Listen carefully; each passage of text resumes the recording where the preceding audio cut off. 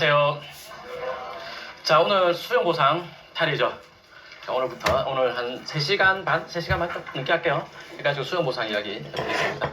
그 토지 강의하는 선생님들 중에서는 수용보상 이야기를 빼놓고 하시는 분들이 정말 많이 계십니다. 정말 많이 계신데, 저는 수용보상을 모르면 토지 투자에 재밌는 한 섹터를 되게 빼놓고 가는 거거든요. 예. 이따가 맨 마지막에 뭐 사례로 하나 더 이야기하겠지만, 그 도일동의 자동차 공장, 제가 그거를 뭐 이렇게 강의 때도 한 번도 이렇게 디테일하게 이야기한 적은 없었는데요. 오늘 뭐 시간 되시는 분들한테는 제가 완전 풀 버전으로 말씀 한번 드려볼게요. 그것도 수용 보상을 이해하면은 물건이 보이는 거예요. 그 물건이. 그래서 수용 보상을 이해를 하고 감정평가를 이해를 하고, 이게 경매 감정가가 싼 거였구나. 장래 시세는 어떻게 될 것이다. 그건 뉴스 가지고 해석을 하는 거라면, 이게 지금 경매 감정가가 싸구나. 그리고 그 물건의 일부가 보상이 나오는 거란 말이에요. 뭐 결론부터 이야기하자면 65개 낙찰 받았는데 뒷땅 3분의 1만 보상 받는데 거의 뭐 60억 보상 나올 거, 60억 좀 넘을 수도 있어요. 한 60억은 나올 것 같거든요. 지금 수용 재결 중이니까 1차 보상금이 나는데 작다고 이의제기한 거란 말이에요. 그래서 한 60억 나올 것 같은데 땅이 3분의 2가 남아. 그죠? 예. 우리 65억 주고 세 덩어리를 샀는데 한 덩어리만 잘라 팔았는데 60억이야. 얼마나 성공한 투자예요, 그죠? 투자 기간이 오래됐냐? 지금 아직 1년도 안 됐습니다. 근데 그런 것들도 수용 보상을 이해를 해야지 물건이 보입니다. 자, 그래서 저는 수용 보상 투자를 굉장히 좋아합니다. 왜냐하면 지금처럼 주택 경기 안 좋을 때 괜찮죠. 그래서 이번에 보성동 종교용지 투자했었던 우리 수강생들, 회원님들도 되게 기분 좋게 말씀해 주시는 것들이, 이제 주택 경기가 이렇게 안 좋아서 집도 안 팔리고 뭣도 안 팔리고 이자는 올라가고 짜증나 죽겠는데, 이럴 때 보상금이 이렇게 좋은 높은 보상금이 나오니까 너무 해피합니다, 이렇게 이야기하거든요. 그래서 저는 투자할 때 수용 보상권도 꼭 같이 보시라, 이렇게 합니다. 자, 이야기 들어가 보겠습니다. 여러분들은 이걸 보시고 저는 여기다가 그리면서 하겠습니다. 자, 어떤 동네에 택지개발지구가 들어온다라고 해보겠습니다. 그러면 택지개발지구가 들어온다, 땡땡지구로 지정을 한다라고 해보겠습니다. 그러면 요거 신도시에 들어가면요, 예를 들어서 수용 사업을 할 수도 있고 환지 사업도 할 수 있는데, 이번 시간에는 수용 이야기만 하겠습니다. 그러니까 환지란 말 자체는 안 할게요. 환지는 도시개발 사업 할 때 7개월시 때 이야기하는 걸 하고요. 자, 어떤 동네가 신도시가 만들어진다. 여러분도 알고 있는 뭐 위례 신도시도 있고 미사지구도 있고, 그죠? 그 다음에 서울 도시공사가 했던 마곡지구 이런 거 있잖아요. 그런데 땅을 원래 갖고 있던 사람들은 보상금 받고 다 나가는 거죠. 수용을 받은 거죠. 그런데 이제 여기에 부동산을 갖고 있는 사람들이 언제 갖고 있었느냐, 어떤 걸 갖고 있었느냐, 어떻게 갖고 있느냐에 따라서 옵션이 달라지는 거예요. 감정평가를 해서 그 부동산의 가치가 얼마다 해서 그 돈을 수용보상금으로 주는 거, 그거는 똑같은데 딱지를 하나 더 준다는 게, 옵션을 하나 더 준다는 거예요. 그래서 이렇게 지정하기 전, 정확하게 말하면 사업 인정고시가 나기 1년 전인데, 지금 수업의 첫머리니까 인정고시 이런 어려운 말은 안 할게요. 인정의 고시 이런 것들은 뒤에 가서 하기로 하겠습니다. 어쨌든 기본적인 골자가 어떻게 생겼느냐, 자, 주거단지를 어떻게 만든다. 그러면 지구 지정을 하면서 그때 이제 인정고시를 낸다, 이렇게 보통 하거든요. 꼭 그런 건 아닌데 대부분이 그렇습니다. 그러면 지정하기 1년보다도 더 전부터, 자, 1번 내가 주택을 갖고 있고 거주를 했다. 2번 1000제곱미터 이상의 토지를 갖고 있다. 이런 분들도 있을 수 있죠. 예, 뭐 요런 분들. 그 다음에 어떤 사람들이냐, 법인은 안 되고요, 개인만 됩니다. 법인은 안 됨. 자, 그러면 보세요. 상실의 정도가 어떤 게 더 큽니까? 주택을 갖고 있고 거주를 했다, 이런 사람들은 뭐예요? 그 다음에 땅만 1000제곱미터 이상이지만 땅을 갖고 있다, 이런 사람들하고 1번, 2번 어떤 쪽이 더 상실의 정도가 크다라고 볼 수 있나요? 1번이죠. 그죠? 그러면 이제 1번을 갖고 있었던 사람은 당연히 돈 주겠죠. 그죠? 감정평가에 돈을 준다. 그 다음에 이주자 택지라는 걸 주는데, 요거는 원가의 85%, 토지 조성 원가의 85%의 땅을 취득할 수 있게끔 그런 옵션을 주는 거예요. 자, 이주자 택지 선생님 뭡니까? 이거요, 그 택지개발지구 가보면 점포 택지 있죠. 1층에 상가 있고 위에 투룸 있고 1층에 상가 투룸 위에 주인세 되는 거 있잖아요. 그런 땅을 원가보다 더 싸게 살 권리를 주는 겁니다. 예. 보통 피가 어느 정도 합니까? 동네마다 다 달라가지고 말을 잘못하겠네. 그래서 좀 집값 비싸진 동네는 보세요. 원가의 85%니까 얼마 좋아요. 그래서 비싼 데는 피 10억씩도 하죠. 판교 10억 넘을 것 같은데 지금. 예. 맨 처음 금액, 원주민 금액보다 원주민 금액하고 비교하면 10억 훌쩍 넘을 것 같거든요. 그 다음에 꼭 점포 택지를 주느냐? 아, 그건 아니에요. 그럼 주로 이거 준다 이거예요, 주로. 세종시 같은 경우는 단독주택을 줬습니다. 협택도 단독주택지를 주고, 이주자 택지도 점포 택지를 줬어요. 근데 가져가는 가격이 다른 거죠. 입지도 이주자 택지가 먼저 찍고 이래 됩니다. 협의 양도인 택지는요, 협의 양도인 택지는 당연히 보상금 주고, 그 다음은요, 협택이라는 협의 양도인 택지라는 것을 주는데, 요거는 뭐냐, 요거는 감정가로 뭐요? 주로 그렇습니다. 주로 단독주택지를 받습니다. 예. 근데 협택은 다시요. 이주자 택지는 거의 다 나와요. 왜냐하면 그 택지 개발 사업 할 때 이주 대책을 수립해야 한다는 이런 조항이 있단 말이에요. 원래 살고 있던 사람들이 다시 그 동네 살 수 있게끔 해줘야 한다는 건 있어요. 근데 그 동네 땅 갖고 있던 사람들이 다시 그 신도시 안에 땅을 갖게 해줘야 한다 이런 건 없어요. 예. 그래서 협택은 사정상 할 때도 있고 안 할 때도 있어요. 근데 할 때가 더 많긴 많은데 안 하는 경우도 더러 있습니다. 그래서 안 한 데가 어디 있었습니까? 라고 하자면 원주의 혁신도시 안 했어요. 그 다음에 수서 공공주택지구 안 했어요. 그 다음 또 어디 안 하냐? 저 최근에는 보정동에 용인 플랫폼시티 안 한다고 나왔어요. 대시그룹들 안 한다고. 근데 어지간하면 합니다. 어지간하면 이거 하는데 아마 제가 알고 있기로 풍무역세권 도시개발사업 거기도 안 한 걸로 알고 있어요. 거기도 협대가 없었던 걸로 알고 있습니다. 어지간하면 있는데 없는데도 있다 협택은. 그 다음에 여러분 교재에 보니까 어디서 이주자 주택이 하나 더 있죠. 이주자 주택이 있죠. 그죠? 이거는 무주택자들한테 주는 거라서 우리가 받을 수 있는 경우가 많지는 않아요. 그래서 요거는 그 아파트를 받는 겁니다. 아파트 주택이고 사업인정고시 1년 이전부터 거주를 해야 됩니다라고 하는데 아파트를 싸게 분양받는데 이주자 주택도 돈은 됩니까? 돈은 되는데 이제 우리가 무주택자가 아니면 보통 꼭 무주택자여야 준다는 아닌데 대부분 그래요. 그래서 이주자 주택을 받는 경우는 별로 없습니다. 이런 형태가 한 가지가 있겠죠. 그 다음에 내 땅이 있는데 내 땅에 도로가 난다. 그럼 도로에 의한 보상을 받겠죠, 당연히. 내 땅이 이렇게 있는데 뭐 도로가 이렇게 난다. 그러면 이 부분 도로 보상하면서 보상받겠다. 그죠? 그럴 수도 있고 그 다음에 해제가 되는 경우도 있거든요. 도로로 지정을 해놓고 오랜 시간이 지난다. 그러면 뭐 해제할 수도 있습니까? 예, 해제할 수도 있죠. 그럼 해제하는 것 때문에 가격이 올라갑니까? 이번 시간에는 시간상 못할 건데 다음 시간에 할 건데 그게 되게 재밌어요. 미리부터 조금 설명을 드리자면 자 경매감정가가 볼 때 지금 이런 물건 보세요. 경매감정평가사가 볼 때 이 물건은 정상적인 물건이에요? 아니면 도로 예정지니까 수용 예정지니까 비정상적인 물건이에요? 비정상적인 물건이죠. 그러면 경매감정평가사가 볼 때는 좀 감가를 해야 맞나요? 예. 맞죠? 예. 근데 보상감정평가사가 볼 때는 뭐예요? 얘가 비정상적인 물건이에요? 도로 보상 예정지니까? 경매감정에서 볼 때는 도로 보상 예정이니까 당해 사업이 아니잖아요. 그러니까 감가를 하는 게 맞나요? 잘 모르겠으면 지난 시간에 당해 사업으로 인한 그 다음 뭐라 그랬어요? 가치 변동은 반영하지 않음. 맞죠? 경매감정평가사가 볼 때는 이런 땅이 어떻습니까? 도로에 의한 보상받을 땅이고 경매감정은 다 같은 사업이 아니잖아요. 그럼 경매감정평가사는 감가를 하는 게 맞나요? 일반적으로 감가를 한단 말이에요. 그런데 보상감정은 이거 도로 보상받을 땅이네? 지가 도로 보상해주면서 그런 말 하면 돼요, 안 돼요? 얘는 당해 사업이잖아. 도로 예정지기 때문에 감가 이건 없어요. 그러니까 여기서 차익 나는 게 있을 수 있고요. 그 다음에 이 도로가 해제가 되면 보세요. 그냥 가만 놔둬도 이 정도 땅, 평당, 일종 일반 주거지역이다. 그 지역 시세가 평당 1,500 정도가 시세인데, 경매감정은 1,300에 해버린 거예요. 이거를 유찰되면 한 내가 1,000만 원 정도 낙찰 받는다. 근데 도로로 지정하고 일정 기간 지나면 해제하게 돼 있거든. 그럼 자동으로 1,500이 될 거 아니야. 근데 이 동네에 호재가 있어. 그 1,500짜리 땅이 2,000이 해제될 때 좀 2,000 갈 판입니다. 근데 나는 2,000 갈 땅인데, 감정 1,300 한 거를 경매로 1,000 주면 산다. 이 차이가 생기는 거죠. 시간감에. 맞죠? 이런 것들도 있습니다. 그 다음에 신도시 예정지 인근 토지 이런 것들도 신도시 하나 생길 때 투자하기 좋은 유형 중에 한 개죠. 저는 신도시 예정지 인근 토지 투자를 굉장히 선호합니다. 왜 선호하느냐? 기본적으로 정주 인구가 엄청 넓잖아요. 그죠? 되게 이 엄청 허허벌판 동네에 땡땡지구로 지정을 하면 어떻게 됩니까? 요 안에 용도지역이 주거지역, 상업지역, 공업지역, 그 다음에 일부 녹지지역에 들어가죠.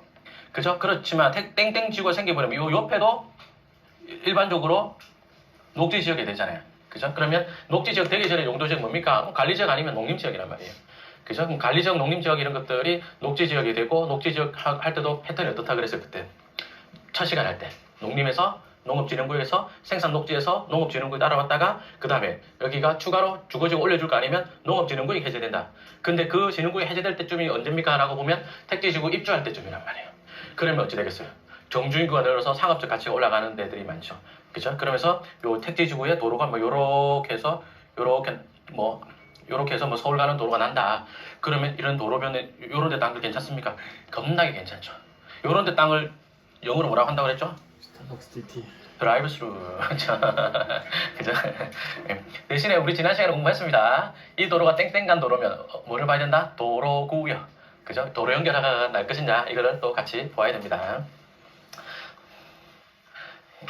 자, 어쨌든 신도시가 하나 생기면 그래서 이렇게 수익 낼 것들이 대단히 많이 있습니다. 그래서 저는 제가 신도시 주변에 땅을 산다고 생각하지 않았거든요. 그냥 호재가 있는 지역에 부동산을 산다라고 생각했는데 투자를 한 거 쭉 보니까 택지지구 인근을 굉장히 많이 샀더라고요.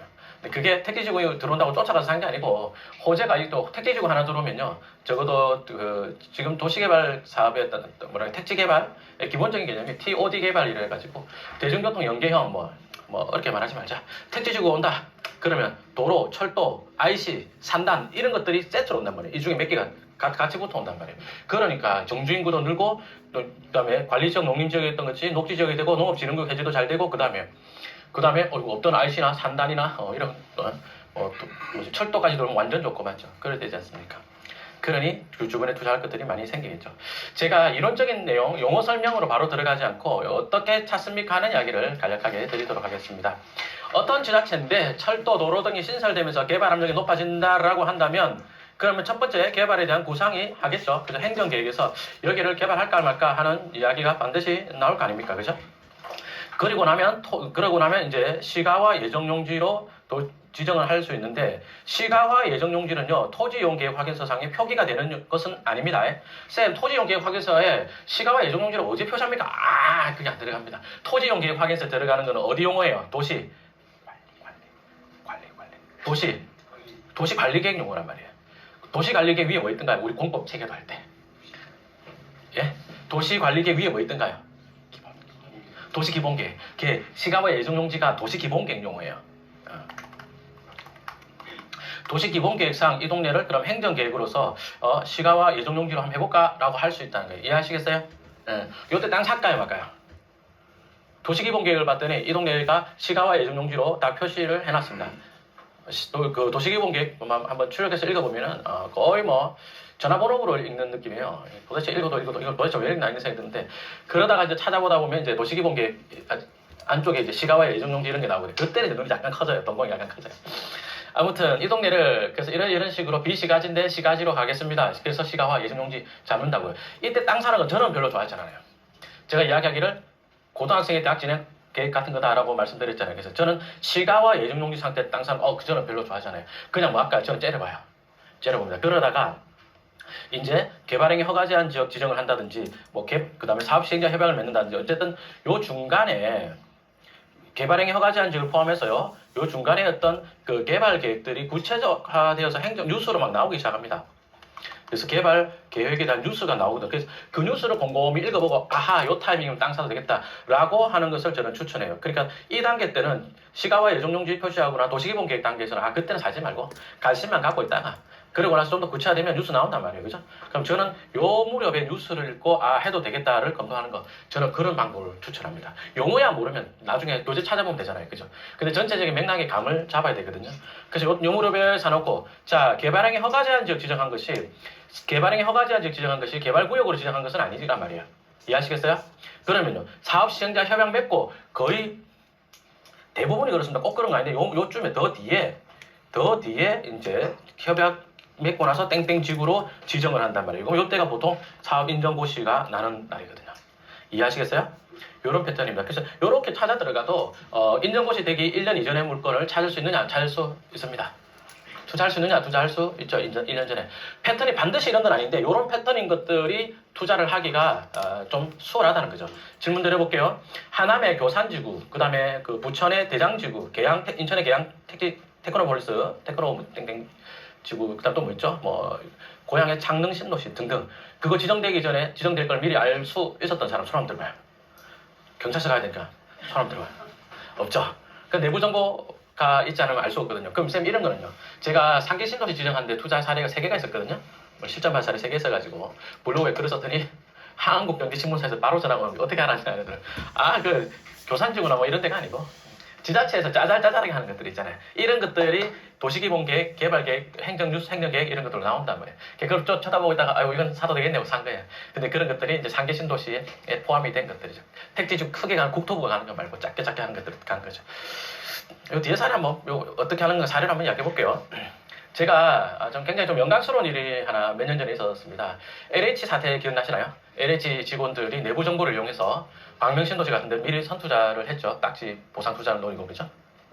수강생 중에 LH 직원이 한 명 있었습니다. 그래서 그 사태 터지고 LH 전 직원 부동산 소유 현황에 대해서 전수조사를 받았는데 그 직원이 근무를 하다가 경찰이 압수수색 들어가가지고 핸드폰 다 뺏기고 집에 회사 근무하는데 책상 다 뒤지고 컴퓨터 다 뺏기고 집에까지 들이닥쳐가지고 집에까지 가서 자기 부동산 파일 이름만 싹 다 가져간 거예요. 왜 그랬냐? 제 실전반 수강생인데 땡땡지고 투자를 한 거예요. 근데 거기가 사업 시행자가 차후에 LH가 된 거예요. 너 자식아 미리 알았네 이런 거야. 거기 땡땡지고 된다는 메일이 와갔는데 회람을 한 거예요. 걔가 그걸 본 거야. 본 걸로 돼가지고 이제 혐의가 있다라고 해가지고 조사를 받았죠. 그래가지고 핸드폰 다 뺏기고 검찰 조사도 받고 내가 엄청 화를 냈거든. 이 개새끼들 하면서 한번 해보자고. 나는 내대로 그 뒤에서 아버님 지원할 테니까 해보자고. 왜냐하면 내부 정보가 전혀 아니에요. 그때 들어간 교재가 이거예요. 이 페이지거든. 화성시 도시개발계획에 이렇게 나와 있었고 뒷장 봐라. 뉴스가 이렇게 나왔고 그거 봐라. 개발행위 허가제한 지역 지정했잖냐. 그래가지고 김종률을 추천한 카톡이 다 있고 낙찰받 매입하고 나서 김치찌개 계란말이 먹고 또 다음날 톡에 야 우리 먹고 필름 끊겼다 이거 다 나오고 수수료 받은 거 하고 다 있어. 근데 검찰이 뭐라고 하냐면 그 김종률이가 지정되기 전에 그렇게 딱딱 맞추면 걔가 신이게 이런 거야.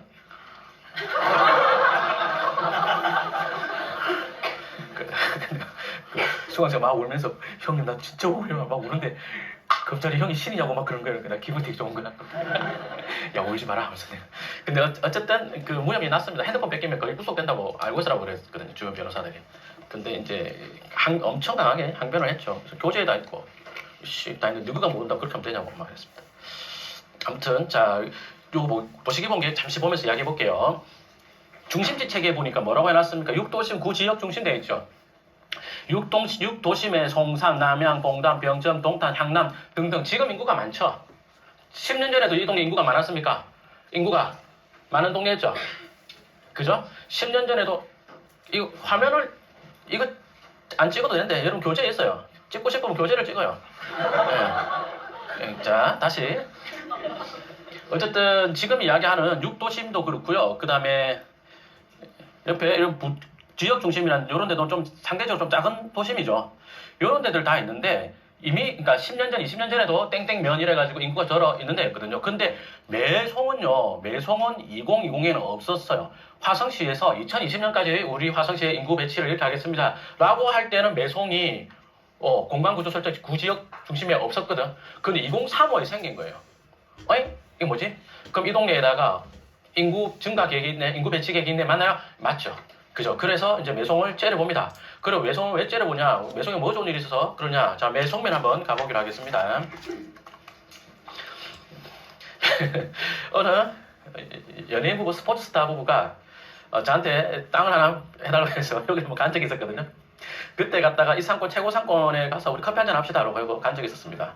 여기 일반 상업적 맞죠? 빨간색 일반 상업적이고 이 지역에 아주 크게 경합을 하고 있는 두 개의 커피숍이 이 지역 최고의 베이커리 카페가 여기 있습니다.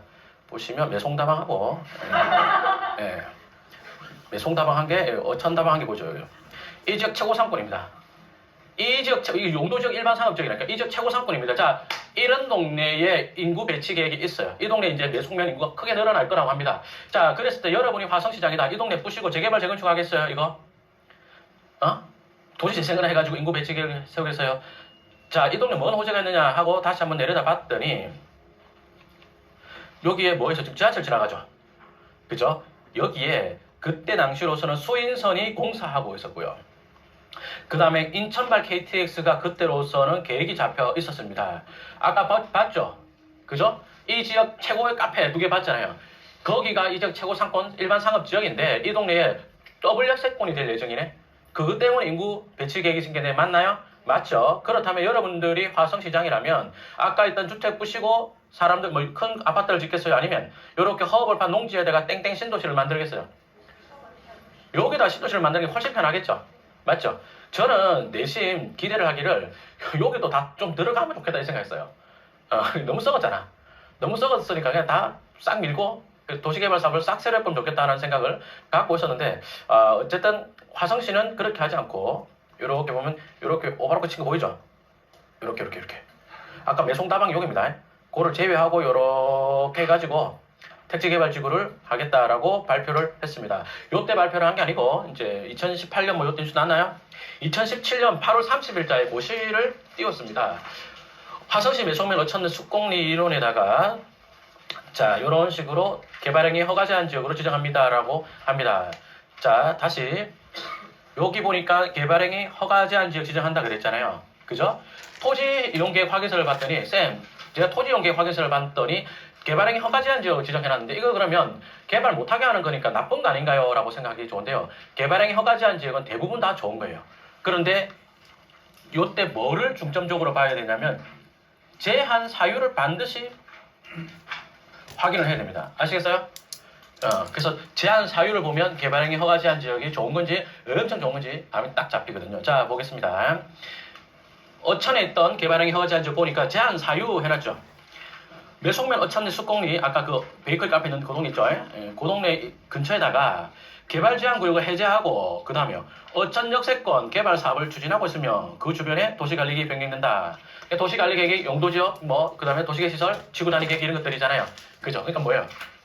개발행위 허가 제한 지역 지정해달라는 이유는 여기를 계획적인 개발을 할 예정이니까 조금 더 노골적으로 이야기하자면 수용 사업 할 거니까 여기 땅 예를 들어서 우리 한 60명 되는데 60개 필지가 있다 칩시다. 그럼 여기 있는 60개 필지를 다 LH가 사업 시행자가 되어서 땅을 다 걷어들인 다음에 있는 건물 싹 다 떼부시고 거기다가 신도시 만들 건데 여기다가 막 사개발을 하고 있어요. 그러면 사회적으로도 굉장히 낭비죠. 맞나요? 그렇기 때문에 사회적으로 낭비고 사업 시행자 입장에서는 건축물을 보상해야 되는 것 때문에 부담이 더 커지죠. 그러니까 개발행위 허가 제한 지역을 지정을 해가지고 사개발 하지 말고 기다려 이러는 거야. 근데 이게 무조건 기다려 그건 아니거든요.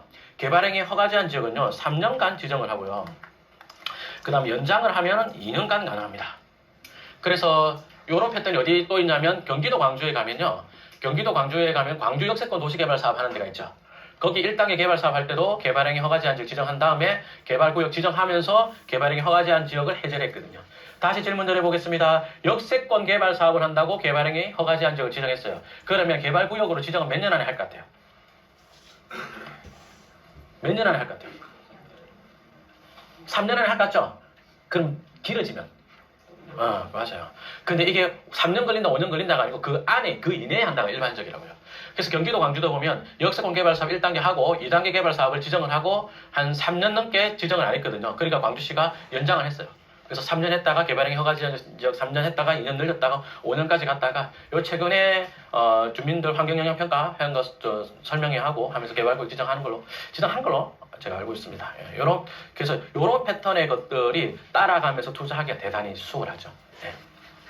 네. 보면 뒷장을 보시면 요때 2017년 8월 30일자에 개발행위 허가 제한 지역을 지정한 다음에 그 다음에 7월 6일자로 사업 인정 의제 해놨죠. 그럼 요때 2018년 7월 6일자로 사업 인정이 난 거로 아마 할 것 같습니다. 제가 아마 할 것 같습니다로 한 이유는 뭐냐면 사업 인정을 언제로 한다고 아직 정확하게 안 나와가지고 잘 모르겠어요. 근데 여기 이제 뭐 땅이 좀 있다 보니까 아는데 어천 역세권 개발 사업의 수용지에 농지 갖고 있는 뭐라 그럴까 뭐 여사님이 한 분 계신데 여사님이라 부르기 좀 그래요. 여사님이라기보다는 약간 열사에 가까운 분인데 그분은 아마 이렇게 평원계에 태어나신 게 더 불운인 것 같은 그 옛날에 태어났으면 뭐 최소한 아닙니다. 전쟁 때 태어나서 큰 인물 됐을 것 아니서 엄청 전투력이 좋은 분이거든요. 그 LH가 그분 때문에 역세권 개발 사업을 못 하고 있어요. 근데 보상금이 엄청 올라가고 있어. 그거 보고 있는데 배가 아파가지고 아까 LH 직업 평당 40에 샀거든요. 그걸 딱 2년 갖고 있다가 80에 팔고 났거든요. 얼마 전에 수강생이 한 몇 개월 전입니다. 이 수강생이 학원으로 100만 원 보냈으니까 그걸로 약주 사드세요. 약주란 말도 웃기지만 약주 사드세요 하고 마음이 되게 감사하죠. 해자로 100만 원 보냈습니다. 100만 원 왜 보냈지? 이렇게 물어보니까 아, 그 땅 어쩐지 그것도 어쩐지 그 땅 내가 샀다가 이번에 팔았습니다. 하는 게 32만 원에 샀나 그랬거든요.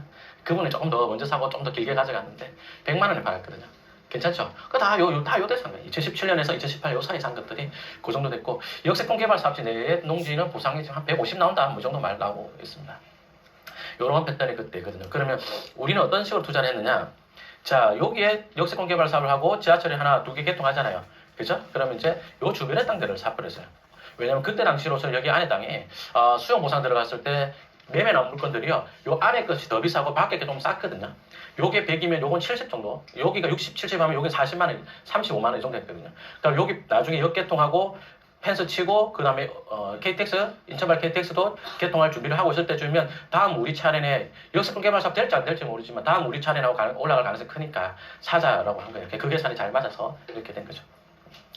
이해하시겠어요? 이런 패턴을 찾으면 됩니다. 자, 이제 조금 지겹습니다만 용어 설명을 좀 드리도록 하겠습니다.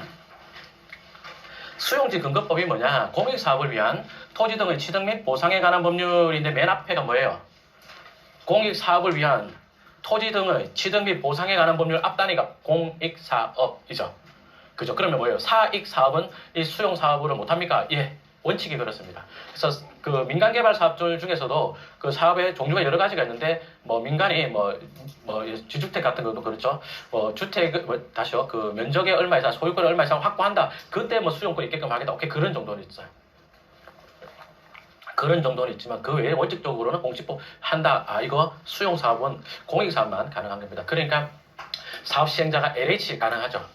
LH 가능하고 그 다음에 지자체 가능하고요. 네.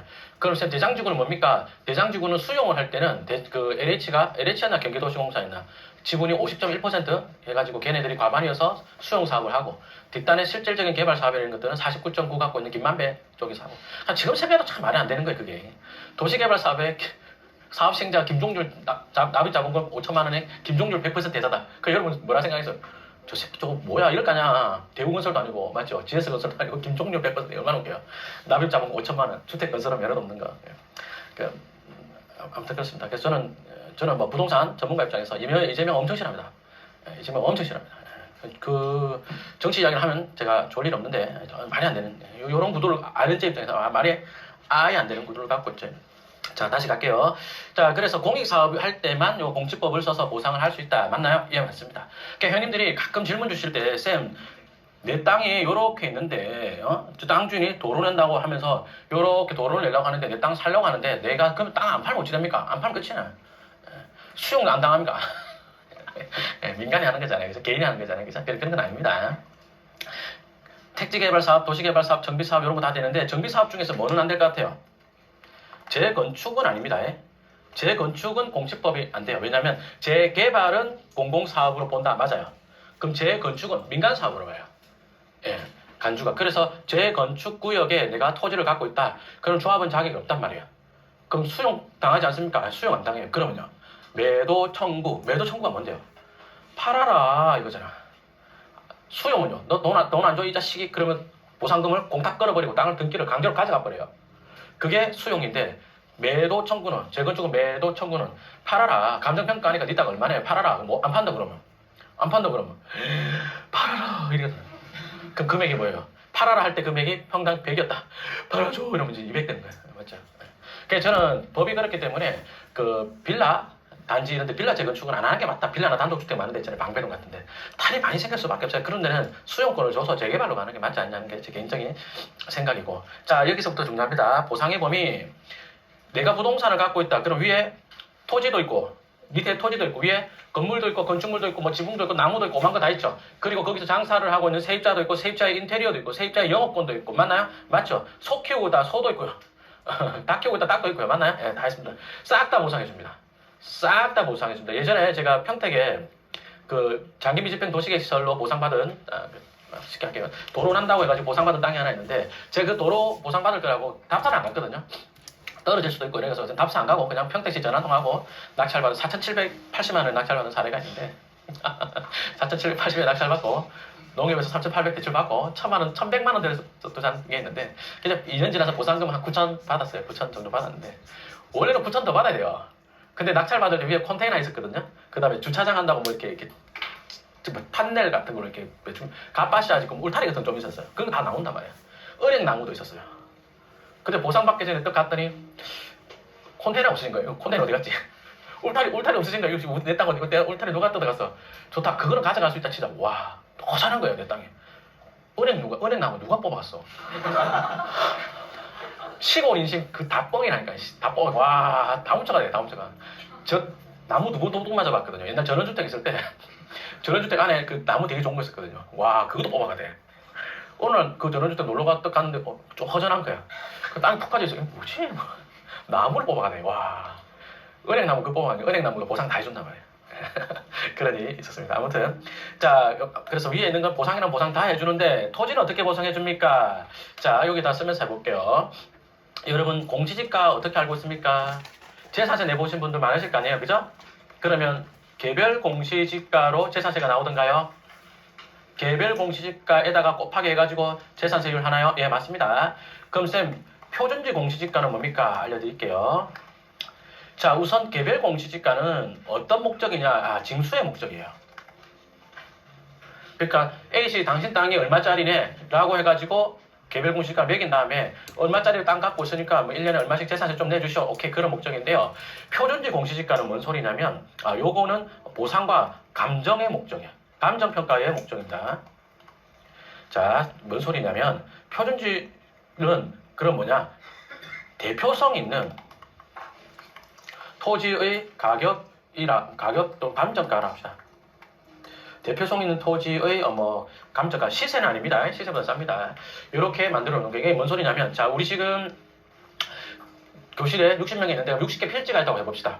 그러면 개별 공시지가는 각각 다 있는데 표준지 공시지가는 예를 들면 여기 이렇게 한 6명이 뭉쳐가지고 한 개 감정해 놓는 거예요. 저쪽에 또 한 개, 이쪽에 한 개 이런 식으로 해놓는 거예요. 이해하시겠어요? 표현이 이래서 죄송합니다만, 그러면 여기 한 6개 필지 중에 표준지가 하나 있다면 이 전체 60개 필지를 다 보상을 할 때는 여기 표준지는 얼마고 이 표준지는 얼마고 그 다음 이 표준지는 얼마인데 이 옆에 내가 보상하려는 땅은 개별지는 표준지보다 도로가 안 좋다, 땅 모양이 이렇다 저렇다 해가지고 곱하기 뭐 1을 할 수도 있고 0.9 할 수도 있고 더 좋으면 1.1을 할 수도 있고. 다시요, 표준지가 예를 들어서 지목이 전이다. 근데 보상하려는 개별지 땅이 지목이 뭐 목장용지다. 그럼 1.2 이런 식으로 되는 거예요. 전답보다 목장용이 더 좋은 걸 치거든요. 내가 보상하려고 하는 땅이 있는데 뭐 지목이 장이다. 근데 표준지를 대를 갖고 온다. 대가 좋아요, 장이 좋아요? 대가 더 좋은 거예요. 그럼 장이니까 좀 안 좋죠. 그럼 0.9 한다. 오케이, 이런 식으로. 이해하시겠어요? 그래서 표준지를 놓고 여기 하는데, 자, 슬라이드 뒤로 한번 넘겨봐요. 요거. 그래서 감정평가 산출표를 보면은 맨 앞단에 표준지 공시지가를 두죠. 그죠? 그 다음에 시점 수정되는데 시점 수정은 크게 의미가 없어요. 왜냐하면 그 표준지 공시지가 만들어진 시점하고 몇 년 나온단 말이에요. 감정하는 시점이 한 6개월 차이 난다. 그럼 6개월치만큼 올려주는 거라서 숫자가 별로 안 크죠. 그죠? 지역 요인은 거의 다 1이에요. 왜? 그 동네 걸 하기 때문에 거의 다 1이거든요. 그 다음에 개별 요인에 이제 가로 접근 환경 획지 뭐 등등등 있는데 다 봐도 비슷하죠. 그죠? 왜냐면 대표성 있는 땅하고 비교하기 때문에 땅이 비슷비슷합니다. 그래서 여기서 큰 차이가 없어요. 개별 요인은 아무리 작아도 0.6이고요. 아무리 높아도 1.3이에요. 거의 다 요 안에서 다 결정이 납니다. 그 다음에 기타 요인들 있죠. 곱하기 2를 해놨죠. 기타 요인이 1.5에서 보통 1.8 정도는 해줍니다. 특히 이제 녹지적 B씨가 지역 보상을 받을 때는 거의 1.8배 가까이 나오는데 이게 뭐냐면 이게 시세 보정이에요. 시세. 이해하시겠습니까? 이게 시세 보정이거든요. 그러면 쌤, 시세가 그 지역의 표준지나 개별지 공시지가 대비 한 3배 정도 비싼 데도 있는데 그때는 기타 요인이 3이 됩니까? 예, 3 맞아요. 근데 개별 공시지가랑 시세랑 비슷한 동네도 있습니까? 있죠. 그런데 기타 요인이 1입니까? 예, 1도 있어요. 1도 있습니다. 1이 많진 않아요. 1이 많진 않은데 특히 이제 공익사업을 보상한다. 근데 기타 요인이 1이다. 그럼 동네 사람 난리 나겠죠. 그래서 1은 잘 없습니다. 1은 잘 없고 아무튼 보통 1.5에서 1.8 정도 된다. 제가 왜 굳이 1.8을 강조하면서 써드렸냐면 여러분들이 어느 동네에 수용지 물건 산다 했을 때 이 표준지를 잡고 개별 요인 적당히 계산해보시고 한 1.5배 정도 계산해보고 그 금액 정도 그 언더다. 그러면 조금 거기서도 수익 날 수 있나? 예, 그렇게 계산하면 될 거다. 왜냐하면 시간이 지날수록 표준지 가격은 올라갈 거 아니에요. 그죠? 내가 매입 당시에 뭐 1.5배 언더 1.3배 산다. 그 표준치가 올라가기 때문에 보상받을 때쯤 되면은 뭐 1.3배 샀다면 거의 한 2배 정도는 보상받는 게 일반적으로 되거든요. 그리고 또 뭐 사업인정보 시 1년 이전에 사면 딱지도 하나 더 있고 맞죠? 예. 자, 근데요 필기 조금 더 하셔야 됩니다. 대부분의 토지 선생님들이 공시지가를 딱 요렇게만 강의하고 끝내는데요. 사실은 이러면 안 돼요. 사실은 실력이 늘려면 여기서 좀 더 해줄 필요가 있어. 자, 감정평가사가 자, 우리 땅 60개 합시다. 재산세 거둘 목적이거든. 감정평가가 예민한 거예요? 재산세가 예민한 거예요? 진짜 뭐 다 재산세라 그래. 재산세야 대충 때리면 되는 거잖아요. 근데 내가 보상받을 때는 보상받을 때 야 이씨 감정평가 똑바로 안 해 이렇게 싸울 거 아니야. 맞나요? 여러분 개별 공시가 나왔고 재산세 나와서 니들 내 땅 개별 공시가 똑바로 감정하네 이래요? 잘 안 하거든. 맞잖아요. 그래서 개별 공시가 어떻게 만들어지냐 이 생산 과정을 보면 틈새가 있어요. 근데 그것 때문에 하는 말이거든. 실제로는요 개별 공시지가 한 5%의 토지만 감정하여 한 후에 그 다음에 일정한 알고리즘으로 나머지 토지 나머지 가격을 감정을 한다. 오케이 이게 맞아요. 이게 맞아. 지금 이렇게 만들어진다고 말하는 게 조금 내가 좀 부담은 되는데 실제로 이렇게 됩니다. 그러면 보세요. 지금 이야기 엄청 중요합니다. 그래서 어떤 타이밍에 들어갈 거냐를 잡고 그 다음에 개별 공시지가 어떻게 만들어질 때 알고리즘이 어디서 왔느냐를 알면 이 땅의 개별 공시지가 엄청 싼데 표준지 공시지가 겁나게 높은 거 가져온다. 오케이 이게 나와진다고요. 이해하시겠어요? 자 보겠습니다. 지목이 임야다. 그럼 임야고 예를 들어서 어떤 땅이 있는데 어떤 땅이 한 A 필지가 있는데 지목이 임야이면서 이게 산지관리법이란 말은 좀 어려우니까 보전산지를 합시다. 보전산지다. 그럼 보전산지는 개발 불능지로 분류하거든요. 개발이 불가능한 개발 불능지다. 요런 땅이 있다고 합시다. 근데 임야라고 다 이러냐? 아니요. 준보전산지도 있단 말이에요. 이건 뭔데? 개발 가능지란 말이에요. 이해하시겠어요? 이렇게 두 개 땅이 있는데 근데 이 두 개 땅 다 개별 공시지가는요 차이가 크지가 않아요. 보세요. 개별 공시지가로 온다면 얘가 100이다 라고 하자면 얘가 100이다. 그럼 그 밑에 개발 가능지는요 요거 한 150 정도 하려나 이래 됩니다. 왜요? 이게 알고리즘이 어디서 왔어요? 얘가 R이라 쓰겠습니다. 알고리즘을 할 때 요게 다 임야에서 왔었거든. 이해되시나요? 일정한 알고리즘으로 땅을 나머지 토지에 개별 공시가 매깁니다 이랬잖아요. 그죠? 그러면 임야는 대부분 알고리즘이 뿌리가 개발 불능지에서 와요. 그거 가지고 알고리즘을 돌려버리거든. 맞나요? 그래가지고 여기 개발 가능지랑 개발 불능지랑 공시지가 차이가 그렇게 많이가 안 나. 자, 다시 하겠습니다. 그럼 이 동네에 알고리즘이 예를 들어서 전에서 왔다고 합시다.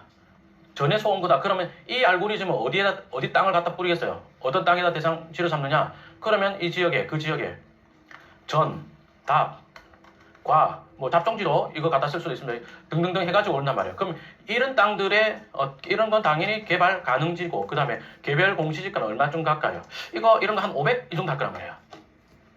이해되시나요? 100하고 500 이 정도 차이 납니다. 개발 가능지와 불능지.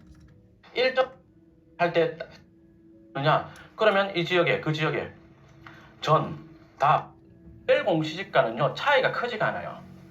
보세요. 개별 공시지가로 온다면 얘가 100이다 라고 하자면 얘가 100이다. 그럼 그 밑에 개발 가능지는요 요거 한 150 정도 하려나 이래 됩니다. 왜요? 이게 알고리즘이 어디서 왔어요? 얘가 R이라 쓰겠습니다. 알고리즘을 할 때 요게 다 임야에서 왔었거든. 이해되시나요? 일정한 알고리즘으로 땅을 나머지 토지에 개별 공시가 매깁니다 이랬잖아요. 그죠? 그러면 임야는 대부분 알고리즘이 뿌리가 개발 불능지에서 와요. 그거 가지고 알고리즘을 돌려버리거든. 맞나요? 그래가지고 여기 개발 가능지랑 개발 불능지랑 공시지가 차이가 그렇게 많이가 안 나. 자, 다시 하겠습니다. 그럼 이 동네에 알고리즘이 예를 들어서 전에서 왔다고 합시다. 전에서 온 거다. 그러면 이 알고리즘은 어디 땅을 갖다 뿌리겠어요? 어떤 땅에다 대상지로 삼느냐? 그러면 이 지역에, 그 지역에 전, 답, 과, 뭐 잡종지도 이거 갖다 쓸 수도 있습니다. 등등등 해가지고 온단 말이에요. 그럼 이런 땅들의 이런 건 당연히 개발 가능지고 그 다음에 개별 공시지가는 얼마쯤 갈까요? 이런 거 한 500 이 정도 할 거란 말이에요. 이해되시나요? 100하고 500, 이 정도 차이 납니다. 개발 가능지와 불능지 차이가. 이 정도 나거든요. 자, 그랬는데, 지금 빨갛게 칠한 이 임야를 보상을 할 때는 표준지를 어디서 갖고 와야 돼요? 이거 지금 개발 가능지예요, 불능지예요? 개발 가능지라며. 그죠? 개발 가능지인데 표준지를 그러면 임야에서 땡겨올까요? 알고리즘 전답에서 표준지를 갖고 올까요? 전답에서 갖고 와야죠. 전답에서 오지만, 자, 아까 개별 요인에서 전답이 좋고 임야는 좀 낮단 말이에요. 그것 때문에 개별 요인이 0.9로 되나요? 예, 그게 맞아요. 그게 맞아요. 이해하시겠어요? 근데 개별 공시지가를 만들어질 때 어디서 와요? 임야에서 오자. 지금 여러분 이거 충분히 이해를 해야지 투자할 수 있어요. 보세요. 땅을 사러 갔는데 선생님이 보보스님이 이야기할 때 뭐야 기타 요인에 1.8 정도 1.8 정도 하는 게 안전하다 그랬어. 근데 땅 매매하는데 지목이 임야야. 개별 공시지가 대비 시세가 매매하는데 2배야. 살 수 있겠어요? 마음 되게 부담되는 거예요. 딱 봤더니 개발 가능지네. 개발구역 안에 들어가고 개발 가능지인 거예요. 아이고야 그 동네 표준지 뭐 있나 봤더니 그러면 표준지가 여기서 안 온단 말이에요. 요거네? 봤더니 개별 공시지가 500이네? 근데 뭐 150이면 300에 판다. 그러면 개별 공시지가 곱하기 뭐 1.8 이래 되잖아요. 표준지 곱하기 1.8 이래 될 거니까 싼가요? 겁나게 싼 거죠. 요거 이해하셨어요? 예. 이게 교재에 없는데 사례를 함께 이야기해 보겠습니다. 예. 다시. 개발 가능지랑 개발 불능지랑 공시지가 차이가 그렇게 많이가 안 나. 자, 다시 하겠습니다. 그럼 이 동네에 알고리즘이 예를 들어서 전에서 왔다고 합시다. 전에서 온 거다. 그러면 이 알고리즘은 어디 땅을 갖다 뿌리겠어요? 어떤 땅에다 대상지를 삼느냐? 그러면 이 지역에, 그 지역에 전, 답, 과, 뭐 답정지도 이거 갖다 쓸 수도 있습니다. 등등등 해가지고 온단 말이에요. 그럼 이런 땅들의 이런 건 당연히 개발 가능지고 그 다음에 개별 공시지가는 얼마쯤 갈까요? 이런 거 한 500 이 정도 할 거란 말이야. 이해되시나요? 100하고 500, 이 정도 차이 납니다. 개발 가능지와 불능지 차이가. 이 정도 나거든요. 자, 그랬는데, 지금 빨갛게 칠한 이 임야를 보상을 할 때는 표준지를 어디서 갖고 와야 돼요? 이거 지금 개발 가능지예요, 불능지예요? 개발 가능지라며. 그죠? 개발 가능지인데 표준지를 그러면 임야에서 땡겨올까요? 알고리즘 전답에서 표준지를 갖고 올까요? 전답에서 갖고 와야죠. 전답에서 오지만, 자, 아까 개별 요인에서 전답이 좋고 임야는 좀 낮단 말이에요. 그것 때문에 개별 요인이 0.9로 되나요? 예, 그게 맞아요. 그게 맞아요. 이해하시겠어요?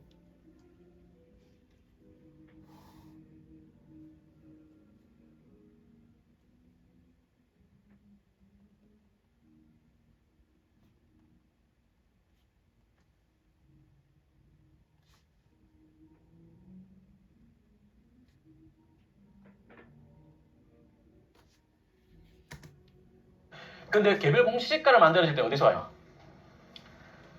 임야에서 오자.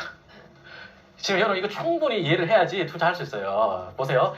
땅을 사러 갔는데 선생님이 보보스님이 이야기할 때 뭐야 기타 요인에 1.8 정도 1.8 정도 하는 게 안전하다 그랬어. 근데 땅 매매하는데 지목이 임야야.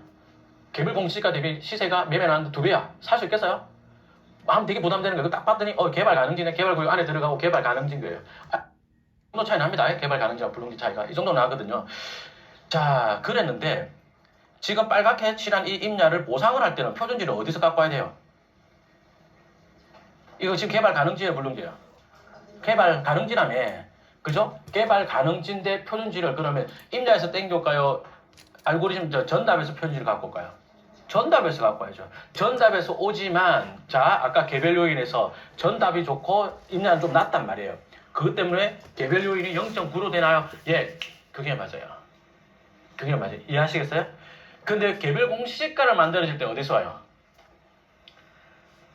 임야에서 오잖아. 지금 여러분 이거 충분히 이해를 해야지 투자할 수 있어요. 보세요. 땅을 사러 갔는데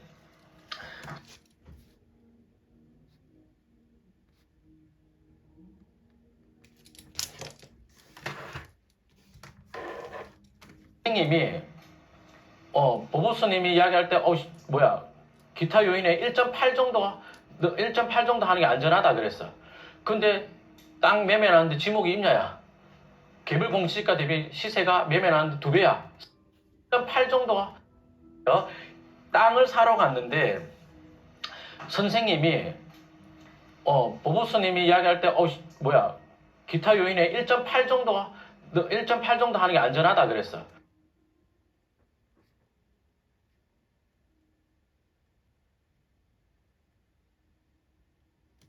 근데 땅 매매하는데 지목이 있냐야.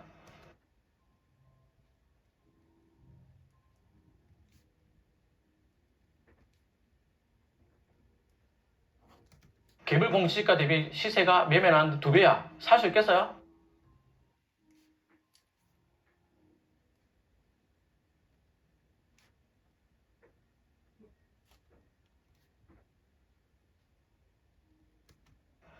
마음 되게 부담되는 거예요. 딱 봤더니 개발 가능지네. 개발 구역 안에 들어가고 개발 가능 거예요. 아이고야, 그 동네 시가 대비 시세가 매매하는데 2배야. 살 수 있겠어요? 마음 되게 부담되는 거예요. 딱 봤더니 개발 가능지네. 개발 구역 안에 들어가고 개발 가능지인 거예요. 아이고야, 그 동네 표준지 뭐 있나 봤더니 그러면 표준지가 여기서 안 온단 말이에요. 요거네? 봤더니 개별 공시가 500이네? 근데 뭐 150이면 300에 판다. 그러면 개별 공시가 곱하기 뭐 1.8 이래 되잖아요. 봤더니 개별 공시가 500이네? 근데 뭐 150이면 300에 판다. 그러면 개별 공시가 곱하기 뭐 1.8 이래 되잖아요. 표준지 곱하기 1.8 이래 될 거니까 싼 거예요? 겁나게 싼 거죠. 이거 이해하셨어요? 예. 네. 이게 교재에 없는데 사례를 함께 이야기해 보겠습니다.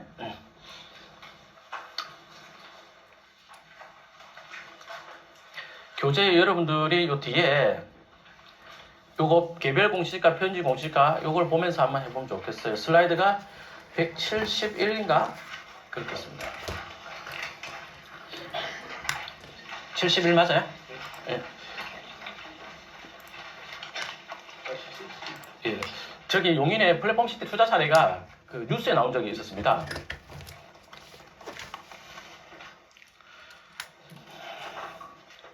신도시 저리 가라 투기판된 알짜 용인 플랫폼 시티 이러는데 밑에 쭉 읽어보면은 플랫폼 시티 사업지구 내에서 가장 수익률이 높을 것으로 전망되는 곳은 보성동의 종용지다.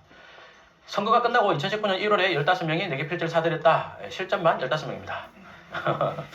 예, 처음에는 긴가민가 하고 있길래 이거 좋은 거다. 그래서 내가 14억 2천에 매매했는데 처음에는 매매가가 9억까지 떨어져 있었어요. 사겠다 그러니까 이 사람이 금액을 갑자기 20억 넘게 올려버린 거예요 또. 그래가지고 굉장히 실랑이 하다가 14억 2천에 산 건데 결론 이야기하면 7억 대출 받고 14억 2천 중에 7억 대출 받고 했는데 72억 2천 보상 나왔거든요. 어마어마하게 나왔죠. 자, 질문. 4,309제곱미터인 이 땅은 부동산 거래를 통해서 1,000제곱미터씩 4개로 나눴다. 왜 4개로 나눴을까요? 4,300제곱미터짜리 땅을 왜 1,000 얼마짜리로 4개로 쪼갰을까요? 협택 맞나요? 네, 맞아요. 혹시나 협택 나올 수 있을까봐 잘랐습니다. 개난짓 한 거예요. 협택 안 났어요. 아유, 짜증나. 이거 분필안이라고 용인시가 엄청 싸웠거든요. 왜냐면 용인시가 볼 때는 뭐예요? 풀로 말씀드릴게요. 용인시가 볼 때는 개발행위 허가제한적 지정했어요. 왜요? 신도시 만들려고 지정한 거거든. 근데 또 와가지고 분필할 겁니다. 그러니까. 그럼 개발행위 자기들 감정적으로 볼 때 뭐예요? 개발행위 허가제한적 지정한다라고 할 때는 뭐예요?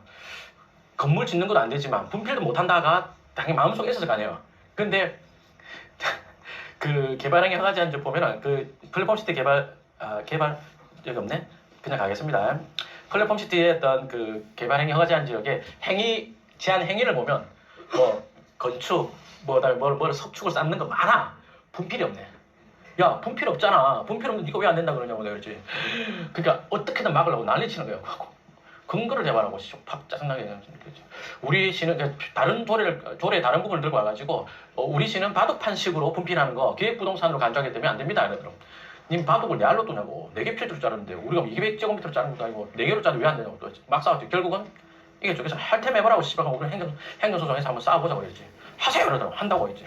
그러더니 결국은 우리가 이제 행정소송 안 가고 이겨가지고 부르뜨려가지고 분필하고 그리고 한 달 뒤에 개발행위 허가제한 지역 수정을 했어요. 분필도 안 된다. 근데 아유 딱지가 안 나왔네. 다시 만나도 어쨌든 저는 분필을 했을 것 같습니다. 아무튼 근데 일단 보면 개별 공시가의 2배인 30만 원에 매입했는데 왜 대박으로 된다라고 했냐면 시세에 맞춰진다고 되는데 시세를 표준지를 앞단에 놓고 개별 시점 수정 개별 요인 지역 요인 해가지고 보상가가 나온다는 거예요. 그럼 앞에 표준지가 뭘로 오느냐? 개발 가능지가 와야 되겠어요? 가능지가 와요. 근데 이거 왜 개별 공시가 쌌느냐? 자, 지도 볼게요. 여기가 보정동 플랫폼시티 표시해놨는데 여기 보현사 보이죠? 보현사를 에워싸고 있는 땅이 이렇게가 있는데 자, 지적도 보겠습니다. 땅 모양도 참 지랄맞은 땅이네. 이 땅이었어요, 이 땅이. 지목 봐봐요. 지목 뭐라고 해놨어요? 종교용지죠?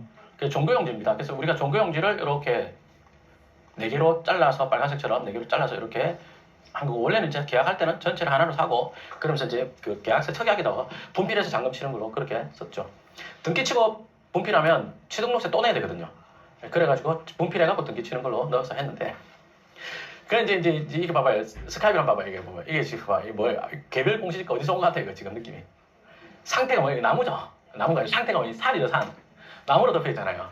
그래 개별 공시지가 어디서 왔어요? 임야에서 왔어요, 임야. 그래서 이 땅에 개별 공시지가 겁나게 싸요. 그래 이제 싸운 게 그거거든. 매도인은 이 동네 그 개발행위 허가제한 지역 안에 들어간 자연 녹지 지역 땅값으로 팔겠다라고 이야기를 하는 거고 저는 안 된다. 나 지금 수강생들한테 이 물건 한 개 팔아먹고 내 수수료 좀 받으려고 하는 건데 수강생들 손해나게 할 수 없지 않느냐. 개별 공시지가 개별자 빼고 이야기 난 주장했던 것 같아. 아이 공시지가에 2배면 많이 쳐준 건데 거기서 더 달라고 그러면 어떡하냐고. 내가 2배 이상은 못 준다 그랬어요. 그럼 다른 부동산 다 팔아보라고. 공시지가 2배가 누가 준다 하는데 그 다음에 옆에 부동산 사장님 옆에 있었거든. 저기 GTX 들어온다고 용인역 보상했을 거 아니에요. 거기 공시지가 몇 배 줬어요. 이 교수님 말이 맞다고. 공시가 그 2배 정도밖에 안 났다고. 그런 거야. 그래서 그 사람 나한테 팔 거라고 막 했거든. 해보라고 팔아지는지. 안 팔아질 거 아니야. 공시지가 수용지인데 공시지가 2배 누가 사야 안 사. 사보라고 팔아보라고. 안 팔리잖아. 결국 내가 우리가 샀거든. 처음에는 공시지가 1.5배까지 떨어진 거예요. 그래서 금액이 9억까지 떨어졌다가 다시 이제 이 사람이 정신 차린 거예요. 당신은 강의한다면서 표준지랑 개별지랑 모르냐고. 모른다고. 그래가지고 30만 원에 샀는데 자 보상가가 왜 이렇게 높은가 보겠습니다. 교재 이름 교재 표준지 있죠. 네이버 같은 데서 표준지 공시지가 치면 리얼티 프라이스 사이트가 뜹니다. 국토교통부에 이 사이트 뜨는데 이거 와서 표준지 공시지가 있죠. 자 보세요. 찾아갑시다. 보정동 876의 4번지잖아요. 그죠? 그러면 일단 첫 번째는 그 지역, 두 번째는 그 똑같은 용도 지역, 세 번째는 유사한 지목을 표준지로 잡는 거예요. 이해하시겠어요? 그러면 지금구 보정동의 자연녹지 지역이고 자 2023년이나 2022년 걸 보면 안 돼요. 그럼 언제 걸 해야 되느냐? 여기 지정이 2021년 났습니다. 사업인정고시가 2021년이거든요. 그럼 2021년 거로 예상 보상가를 보는 게 맞고 매입을 할 당시는 2021년 보상가를 모르잖아요. 감정가를 표준지를 모르잖아요. 2018년도 계약했으니까. 그럼 그때 그걸 가지고 봐야죠. 어쩔 수 없이. 맞죠? 그럼 2021년 자 용인시 기흥구 보정동을 누르면 그러면 표준지 공시지가가 엄청 떠요. 필지가 듬성듬성 있죠? 그죠? 요렇게가 있는데 표준지를 뭐로 잡는다? 이 땅은 뭐가 표준지다? 이건 없어요. 우리가 주관적으로 감정평가사가 하듯이 해야 되는데 866의 2 대 124만 원 있죠. 여기 866의 2가 어딘가 한번 볼까요? 866의 2가 바로 옆에 있네요. 자, 지금부터 대랑 점이랑 차이 이야기할 건데 중요합니다. 자, 표준지를 대로 하니까 바로 옆에 땅이네요. 자, 다시 질문 드리겠습니다. 지금 이 땅이, 자, 알고리즘은 임야에서 왔어요. 그래서 개별 공시지가 쌉니다. 맞죠? 그죠? 근데 보상은, 전답이나 대나 개발 가능지에서 올 거기 때문에 보상을 할 때는 표준지 되게 비싼 걸 갖고 올 것 같아요. 그런데, 지목이 종교용지입니다. 아까 지목은 유사한 걸로 간다 그랬잖아요. 종교용지입니다. 그럼 표준지를 대로 해야 맞나요? 전으로 해야 맞나요? 종교용지입니다. 위에 건물이 있어요, 없어요? 있는 거잖아. 그럼 대지군으로 봐야 되나요? 맞죠? 그러니까 지목이 장이다, 표준지 대. 그 다음에 위에 뭐 창고다, 대. 맞단 말이에요. 근데 내가 뭐 임야다, 전이다, 답이다. 그러면 전답에서 표준지 갖고 오는 게 맞거든. 미개발 지목이니까. 맞나요? 근데 이게 왜 그렇게 중요하냐면 제가 강의할 때 용도 지역이 중요하지 지목 안 중요하다 그랬잖아요. 근데 보상에서는 이게 엄청 중요한 게요. 보세요. 여기 이 동네 개발 제한 구역입니다. 개발하라는 동네예요. 개발하지 말라는 동네예요. 하지 말라는 동네죠. 그거를 뚫고 개발을 한 게 지목이 되거나 지목이 장인 거죠. 맞나요? 거기다 용도 지역도 자연 녹지 지역입니다. 자연 녹지 지역 개발을 하라는데 개발하지 말라는데 기본 전제가 하지 마라. 가급적 하지 마라 이런 말이거든. 그걸 뚫고 개발을 한 거예요. 그럼 지목이 된 땅과 다시 대지군과 미개발 지목군과 차이가 큰가요? 엄청 커요. 그럼 이 땅은 지목은 종교용지니까 대에서 오는 게 맞아요. 근데 지목이 중요한 게 아니고 현황이 중요하거든요. 이 땅 봐봐요. 현황이 종경지 맞아요? 현황은 저는 여기 있잖아. 이건 저를 에워싸고 있는 사실상의 임자죠. 그래서 이게 표준지를 전에서 갖고 오냐 대에서 갖고 오냐 이게 되게 중요했어요. 그래서 제가 이제 형님들한테는 표준지를 전에서 갖고 올 수도 있으니까 전을 가지고 감정평가를 대충해서 보상가가 한 40억은 나올 겁니다라고 한 거예요. 근데 이제 매매가 그때 당시 9억이었고 올라서 20억까지 갔다가 14억까지 떨어졌다가 이런 건데 14억에 사더라도 그때 당시 계산으로서는 혜택이 나올 가능성이 좀 있고 보상은 40억 나올 거다 하니까 서로 하겠다고 된 거예요. 그래서 싸우지 말고 다 하자 이런 거거든. 원래 다 하자 할 때는 다에 나도 들어가는 의도가 있었는데 자기들끼리 싸우고 있으니까 어쨌든 나는 못 들어가. 저는 든 게 없어요. 짜증이야 씨. 근데 그때 제가 이제 계약하고 나서 보상을 받을 때 표준지를 대로 하고 싶나 그러니까 예쌤 표준지 대로 좀 되면 좋죠 이러더라고. 내가 대로 해줄 테니 하게 해볼 테니까 내가 시키는 대로 14명 다 할 수 있느냐 이런 물었어요. 뉴스는 15명으로 나오는데 그 어머니 명의로 했다가 어머니가 돌아가셔서 상속이 2명으로 가서 15명이 된 거고 내가 시키는 대로 하면 표준지가 대로 될 가능성이 엄청 커진다. 할 수 있냐 물었으니까 해야죠 그러더라고. 그러면 여성 형님들도 예외 없이 똑같이 다 해줘야 된다. 14명이 전부 다 머리를 밀어라. 다 같이 삭발을 하고 우리는 보현사 승려들이라고 해라. 그러면 절의 부속 토지로 간주되어서 표준지를 대로 갖고 올 수 있다. 그러면 보상금이 40억이 아니고 50억이 될 수 있다. 10억 올라가는데 머리 밀 수 있잖아요. 밀어라 그랬어요. 그 형님이 하는 말이 선생님이 먼저 솔선수범해서 밀어라. 나는 땅이 없는데 내가 이걸 왜 밀어? 맞잖아요. 내가 땅이 없는데 내가 이걸 왜 밀어? 그래서 제가 머리 밀어가지고 감정평가사 사무실 가서 핸드폰으로 반야신경 틀어놓고 바라반야바라 틀어놓고 청복 입고 보상금 올려달라고 해라. 그럼 표준지가 분명히 대로 간다 그랬어요. 감평사도 대로 해줘도 되고 저도 해도 되고 이런 아리까는 거잖아요. 맞잖아요. 그렇게 했는데 자 얼마나 차이가 나서 내가 머리 밀으라까지 했는지 봅시다. 대가 124만 원이죠. 124만 원 기억해 주세요. 표준지가 대일 때는 124만 원입니다. 자 뒷장 넘겨가지고 877에 이번지 전 볼게요.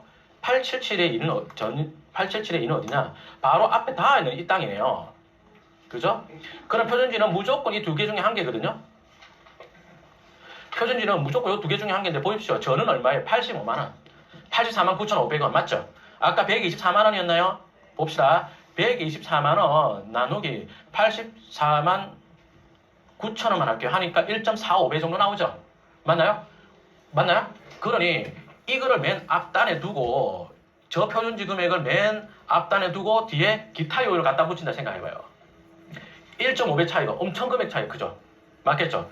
계산해볼게요. 우리 땅 4,300제곱미터니까 자 아까 85만 편의상 85를 합시다. 표준지를 85만 원으로 두고 그 다음에 뭐 개별 요인 자 볼게요.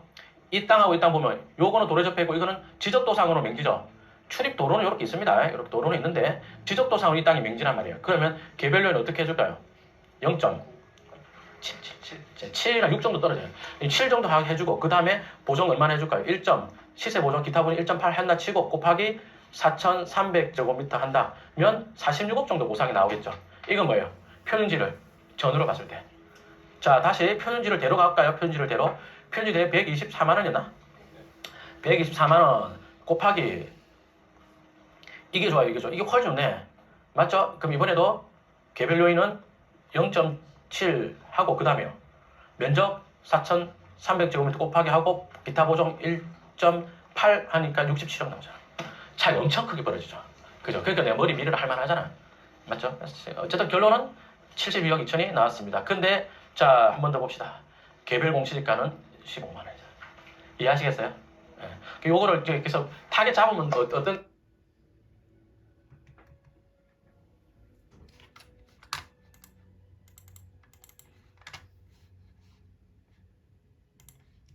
어느 동네 도시개발사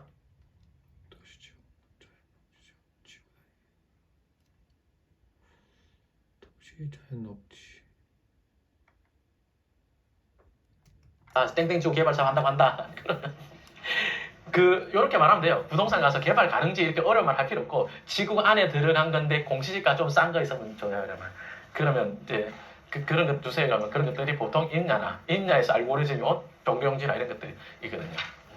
그런 것들을 공시지가 2배 정도 사놓다. 그럼 100, 돈이 크게 될 수 있습니다. 이게 이런 것들이 지역중개사도 잘 모르고 그 다음에 지역중개사도 잘 모르고 또 누가 모르지 매도인도 잘 몰라요. 매도인이 모르니까 이제 이래 된 거죠. 잘 못 들었습니다.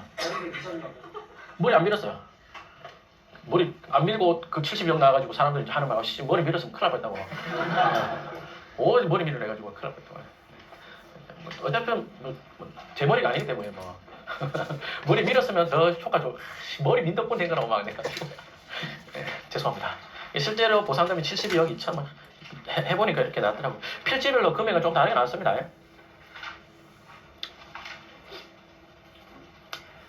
자, 그 다음에 건물은 어떻게 평가합니까? 건물은요, 원가법으로 하는 게 원칙이에요. 물론 이제 비교 사례 거래법도 있고 수용하는 법도 있는데 수용지에 빌라나 아파트가 거의 없거든요. 그럼 평가를 어떻게 합니까? 원가법. 이게 쉽게 말하면 잔존 가치를 보상해준다. 오케이, 그렇게 생각하면 얼추 맞아요. 예를 들어서 잔존 가치로 한다 해볼게요. 자, 김씨 할아버지 건물이 있는데, 그래서 아까는 토지는 어떤 걸 공략하면 좋다를 했으면 이제 건물은 어떤 걸 공략하면 좋다를 할 겁니다. 김씨 할아버지가 39년 전에 철근 콘크리트로 건물을 지었고요. 철근 콘크리트 평당 건축비 한 500만 원 잡아볼게요. 500 더 들지만 계산하기 편하게 500 잡겠습니다. 자, 그리고 이거를 한 40평짜리다라고 하겠습니다. 그러면 이거를 원가법으로 평가하면 보상가가 어찌 나오는지 아세요? 원가법으로 계산한다. 철근 콘크리트 건물은 수명을 40년 본단 말이에요. 뭐 어떻게 지었냐에 차이는 있습니다만 보통 한 40년 보거든요. 그럼 보세요. 자, 이 내용 일단은 새로 짓는 비용이 40평 곱하기 건축비 500만 원 맞죠? 맞나요? 그러면 2억 보상해야 되는 거 맞죠? 그죠? 그런데 지금 뭐예요? 39년 된 거라며. 그럼 수명이 몇 년 남은 거예요? 1년. 그러면 40분의 1이죠. 맞나요? 이러면 원가법으로 하면 500만 원 남습니다. 500만 원. 그러면 보세요. 자, 지금 이야기 중요합니다. 자, 보상감정평가를 할 때랑 경매감정평가를 할 때 차이가 있단 말이에요. 이게 감정평가 법칙에 있거나 그런 건 아닌데 투자를 해보니까 이런 게 딱 읽어지더라고요. 자, 여러분들이 보상감정평가사라고 해봅시다. LH에서 위임한 보상감정평가사인데 김치 할아버지 건물 39년 된 거예요. 그죠? 이거 전문용어로 이런 걸 뭐라 하더라? 유두리 없이, 일본 말이니까 융통성 없이 할아버지 아이고 39년 지났네? 1년 남았네? 그걸 계산하면 500만 원이지. 건물값 500만 원입니다. 할아버지 뭐라 하겠어요? 이 쌍놈의 간평사 새끼야, 내가 39년 전에 철근 콘크리트를 잘 지었는데 40평짜리 건물을 어디 500이 나냐? 네 500줄 테니까 똑같은 건물을 사봐. 이러겠죠. 맞나요? 이래 되거든. 그래서 보상감정은 원가법에 충실하기가 굉장히 어려워요. 그 돈 줄 테니까 네 똑같은 건물을 어디서 가서 사봐라. 이래 버린다니까. 보상감정은 그래서 이런 게 있기 때문에 올라가는 게 되게 많아요. 근데 경매감정으로 합시다. 김씨 할아버지가 은행 빚을 못 갚아서 경매 넘어갔어요. 경매감정평가사가 딱 잘라서 500에 감정했다. 그럼 김씨 할아버지 뭐라 그래요? 야, 이 경매감정평가사에 옷다 대고 내 땅을 500으로 평가 이런 생각 하겠어요? 그렇게 할 수도 있지만 대부분은 이미 망한 거 뭐 씨 이래 된다고. 이미 경매 넘어가는 거. 어차피 뭐 경매감정을 500을 하든 5,000을 하든 5억을 하든 빚잘 치하고 나한테 떨어질 거 없는데 이래나 그럴 가능성이 크죠. 경매감정은 원가법이 좀 더 충실하죠. 다른 관점에서 다시 한 번 더 설명해 볼게요. 다른 관점에서. 자, 여러분들이 땅을 사려고 하는데 위에 쓰지 못할 정도로 낡아 있는 썩은 건물이 있다. 그럼 그 건물 때문에 땅값을 올려주나요? 괜히 건물 때문에 불필요하게 철거비만 나오나요? 어느 쪽인가요? 후자 쪽이죠. 철거비만 나온다가 맞죠? 그렇기 때문에 경매감정평가사가 볼 때는 그 건물의 감가를 확실하게 하는 게 맞아요. 예, 일반적으로. 근데 보상은 쓰고 있는 건물이죠. 낡았든 말았든 거네.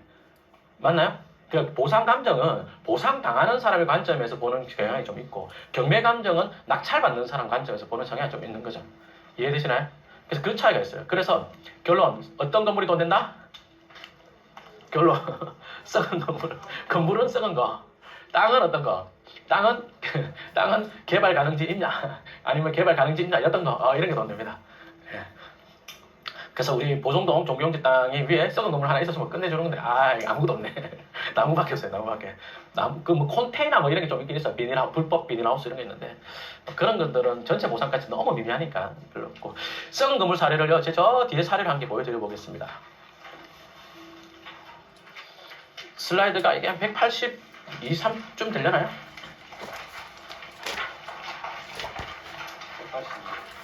182라고 합니다.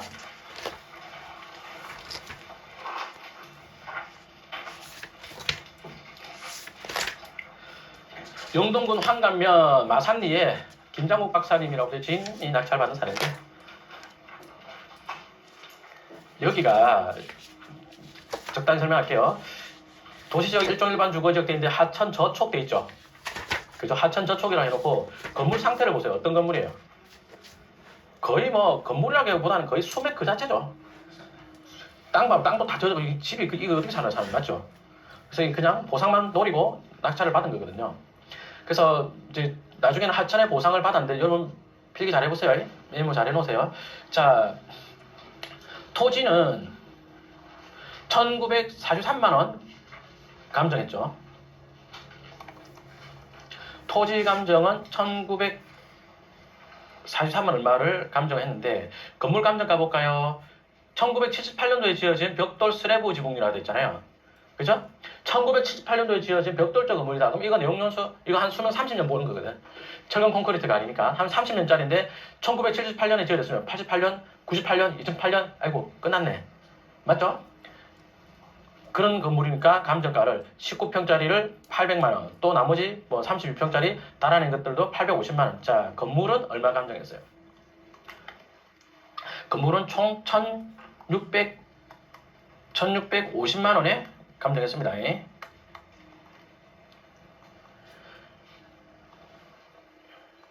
이렇게 감정을 했는데 보상가가 어떻게 나왔느냐? 토지는 요 밑에 있죠. 1750 얼마, 1300 얼마 나왔어요? 3천만원 정도 났죠. 3천만원 조금 넘게 나왔죠. 그죠? 이거 치우자. 그 다음에 토지는요. 다시 죄송합니다. 토지가 3천만원 좀 나고 건물은요. 건물이 5250만원 정도 나왔어요.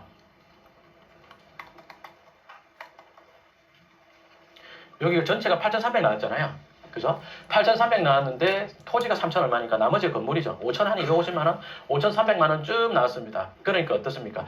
토지 감정가는 대비 올라간 게 한 뭐 30%, 아니 50%인가 올랐는데 건물은 훨씬 많이 올랐죠.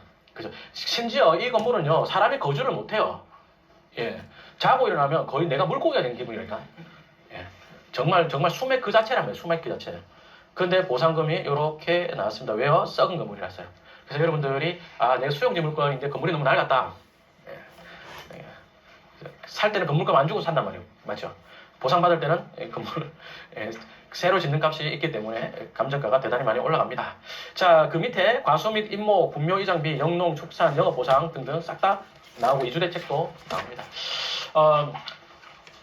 과수 및 임목만 짧게 이야기해 볼게요. 그러면 쌤 위에 나무도 보상을 다 해줍니까? 예. 보세요. 임목 보상에서 한번 이야기해 볼게요. 그러면 뭐 어떤 나무를 심으면 보상금이 나타나 이런 그런 것까지는 이야기 안 하겠습니다. 뭐 편백나무 그런 거 있는데 뭐 그거는 그렇다 치고 이제 경매 감정을 하다 보면 이런 게 실제로 그 과천보금자리 주택에 있던 물건입니다. 토지 감정은 예를 들어서 뭐 10억이다. 건물도 10억이다. 나무가 겁나 비싸네. 20억이다. 이런 것들이 있어요. 근데 여기가 나중에 수용을 당할 때 어떻게 보상해 줄 것 같아요? 수용 감정에서 어떻게 해줄까요? 그러면 토지는 토지 감정 평가에서 10매덕 나올 수 있나요? 그럴 수 있을 것 같아요. 건물도 그렇게 할까요? 예, 그럴 것 같거든. 이 건물은 그 낡은 건물이 아니었어요. 그럼 나무도 한 20억 보상해 줍니까? 20억짜리 나무 어떤 나무겠어요? 20억짜리 나무다. 이런 나무를 어떤 전문용어로 어떤 나무라 그래요? 비싼 나무. 그럼 비싼 나무를 LH가 돈 주고 다 사다리를 다 떼죽인 게 맞아요? 아니면 다른 데로 옮겨시킨 게 맞아요? 그죠? 이거 나무는요, 이식비 줘요, 이제 이래 되면. 그러면 우리 집 33평짜리 아파트에 나무 갖다 심어야 될 수 있어요. 물론 비싼 나무이기 때문에 사가는 사람이 있을 건데, 문제가 뭐냐면, 우리가 나무 전문가가 아니잖아요. 그래서 이게 경매 감정가가 나무가 올게 되는지, 일단 그게 첫 번째가 어렵고, 그거 팔 때 또 그 나무 시세가 어찌 될지 그걸 잘 모르잖아요. 그래서 우리 아파트 베란다에 나무 못 갖다 놓는 게 어쩌지? 단지 갖다 놔야 되나? 그런 문제가 있습니다. 그래서 나무가 너무 비싸다. 그럴 때 어떤 게 된다? 나무가 너무 예쁘고 좋은 거다 이러면. 비싼 나무다 이러면 보상 나오는 게 아니고 이식비 줍니다. 그래서 그게 엄청 단점이라기보다는 우리 실력으로 좀 커버하기 좀 어려운 영역에 그것이 좀 있습니다. 자, 여기까지 하고요. 잠시 쉬었다가 이제 뒤편에 용어 설명 들어가겠습니다.